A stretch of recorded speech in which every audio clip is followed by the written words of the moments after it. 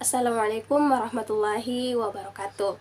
Perkenalkan, nama saya Maulidia Apriana dengan NIM 10540112829, kelas PGSD 7I.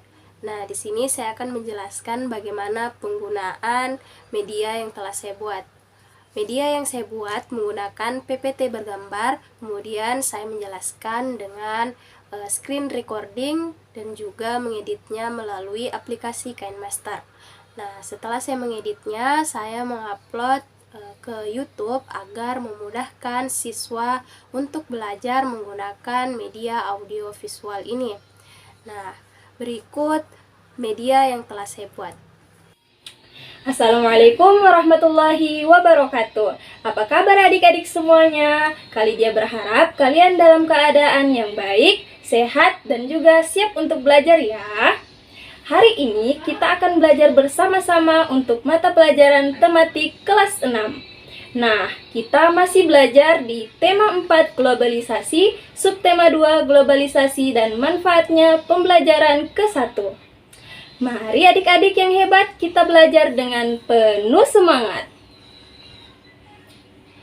Kita telah mengetahui pengaruh globalisasi yang terjadi di sekitar kita. Tahukah kamu apa manfaat globalisasi? Bagaimana globalisasi dapat terjadi? Yang pertama, muatan bahasa Indonesia KD 3.2 dan 4.2. Menemukan informasi penting dari teks yang dibacakan. Yang pertama, dengarkanlah teks yang dibacakan dengan cermat. Catatlah informasi penting dari teks. Yang ketiga, kembangkanlah informasi tersebut menjadi kalimat yang utuh. Yang keempat, rangkailah kalimat tersebut hingga menjadi paragraf baru. Kemudian yang terakhir, sampaikan secara lisan kepada teman-temanmu. Kemudian, temukan informasi penting dari paragraf berikut. Arus globalisasi yang pesat sangat berpengaruh bagi berbagai bidang kehidupan, khususnya di bidang teknologi. Kemajuan teknologi yang semakin canggih dan inovatif diciptakan untuk mempermudah pekerjaan manusia dan memberikan manfaat positif bagi kehidupan. Diciptakannya mesin atau robot telah membantu pekerjaan yang sebelumnya menggunakan tenaga manusia. Yang kedua, muatan IPA dengan KD 3.6 dan 4.6. Cara-cara menghemat energi listrik.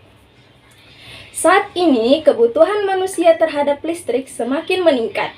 Setiap orang berhak menggunakan listrik. Oleh karena itu, setiap orang juga memiliki kewajiban dalam memanfaatkan listrik secara bijak. Mulailah dengan hal-hal kecil yang dapat kamu lakukan di rumah. Berikut adalah beberapa cara yang tepat dilakukan untuk menghemat energi listrik.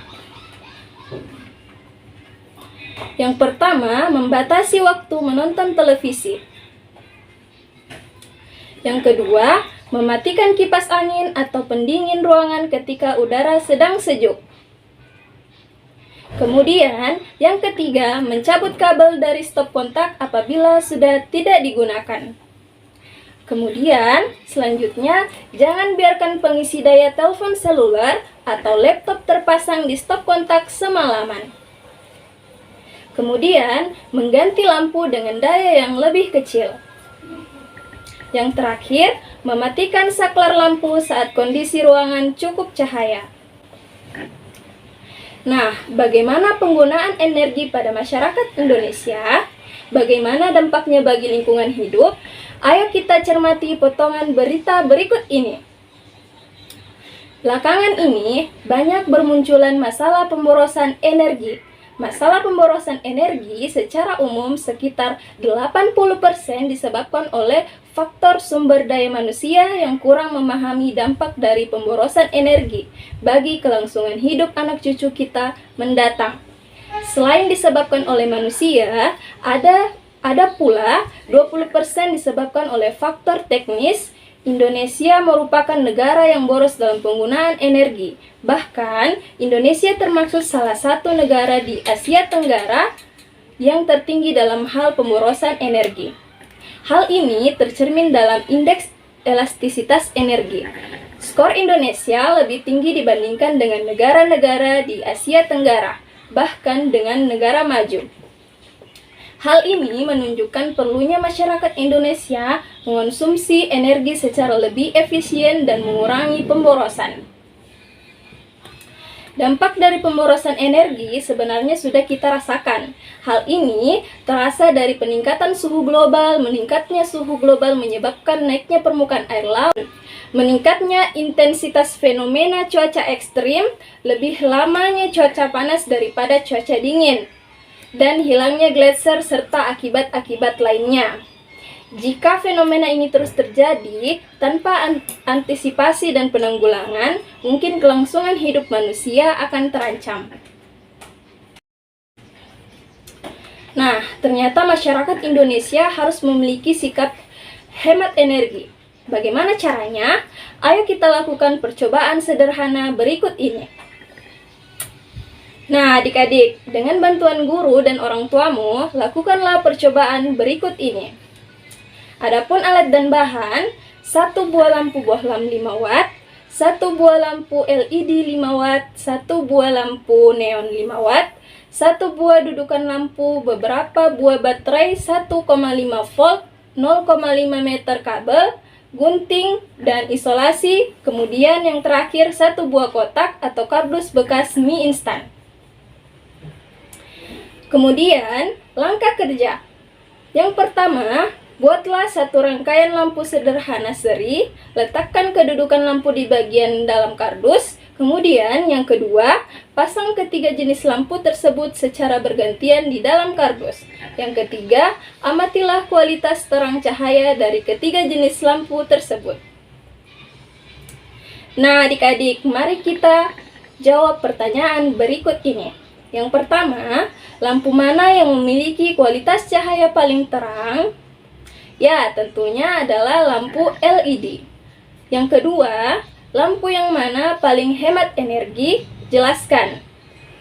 Jawabannya adalah lampu LED. Karena dengan daya watt yang sama, lampu LED mampu menyala lebih terang.